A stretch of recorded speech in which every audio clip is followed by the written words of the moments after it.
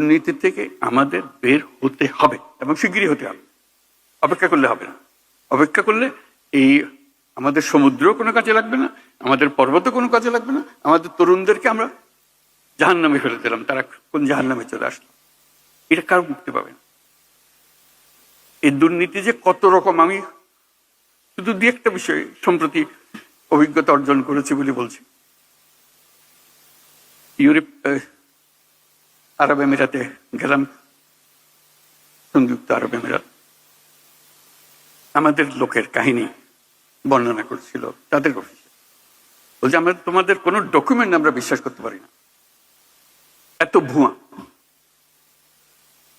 কাজের লোক হয়তো সে, কিন্তু সে সার্টিফিকেট নিয়ে এসছে মেডিকেল ডক্টরের সার্টিফিকেট। জলজন্ত আমরা দেখতেছি ডাক্তার হইতেই পারে না, দেখা যাচ্ছে ডাক্তার না সে, কিন্তু সার্টিফিকেট নিয়ে এসছে ডাক্তারের সার্টিফিকেট। ওই ডাক্তারের সার্টিফিকেট নিয়ে চাকরি নিয়ে এখানে এসছে। আমরা কতটা বাছাই করবো? আমরা লজ্জায় মাথা হেঁট হয়ে যায় যে আমরা এটা কিছুই করতে পারতেছি। আমরা চাকরি চাই, কিন্তু পরিষ্কারভাবে চাই। এরকম ভুয়া একজন যে চাকরি দিচ্ছে তাকে আমি নিজেকে ডাক্তার বলে পরিচয় দিয়ে গেলাম, আসলে শেষ পর্যন্ত গিয়ে চাকরি দিব কোথাও, শুধু এখানে পার হওয়ার জন্য ডাক্তারের সার্টিফিকেট তার দরকার। এবং আমরা কেউ না কেউ তাকে এই সার্টিফিকেট দিচ্ছি, নিশ্চয়ই অর্থের বিনিময়ে দিচ্ছি।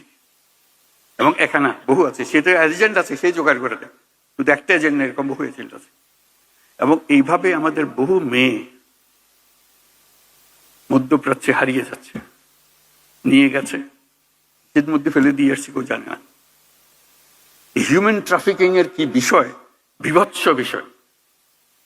এবং মেয়েদের জন্য আমাদের মেয়েরা যাচ্ছে, তার কি অবস্থায় ফিরে আসছে, যদি সশরীরে ফিরে আসতে পারে,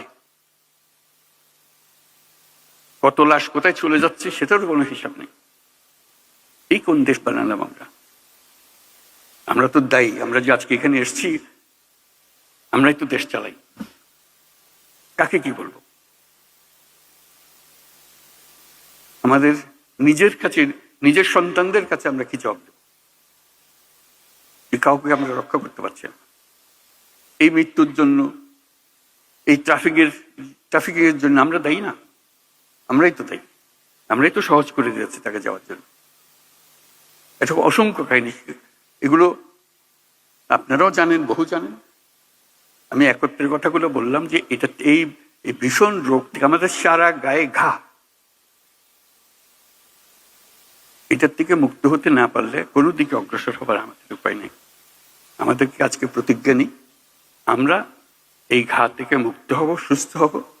আমাদেরকেও দুর্নীতির দায়ে কেউ আমাদেরকে অভিযুক্ত করতে পারবে না। এইরকম সরকার চালাবো, এরকম সমাজ চালাবো। ধন্যবাদ সবাইকে।